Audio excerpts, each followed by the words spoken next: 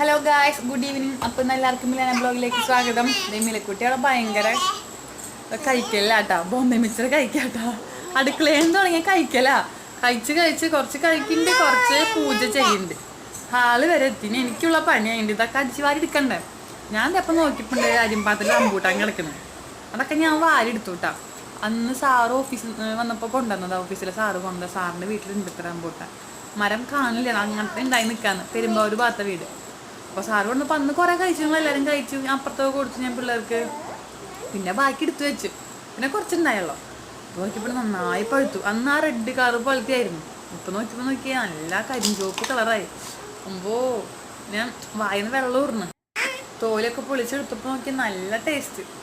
അപ്പോൾ അന്നത്തേക്കാളും ടേസ്റ്റ്. അന്ന് ടേസ്റ്റ് ഉണ്ടായിരുന്നു, ഇല്ലയെന്നല്ല. പക്ഷെ അന്നത്തേക്കാട്ട് എന്തോ നന്നായി പഴുത്തില്ലേ. അപ്പം അതിൻ്റെ ഒരു മധുരം കൂടിയിട്ടാ.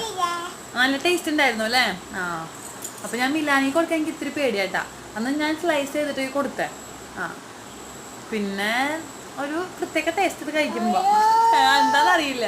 അവർക്ക് ഞാൻ അപ്പം ചെയ്തു, അത് പൊളിച്ചിട്ട് ഇങ്ങനെ ഞാൻ കൈ വെച്ചിട്ട് കൊടുത്തു. അങ്ങനെ തന്നെ കൊടുക്കാൻ കയ്യിൽ വെച്ച് കൊടുക്കില്ല, എനിക്ക് പേടിയാ. അപ്പം ഞാൻ അങ്ങനെ വെച്ച് കൊടുക്കുമ്പോൾ ആളിങ്ങനെ കഴിച്ചെടുക്കും. എനിക്ക് ഇഷ്ടാട്ടോ.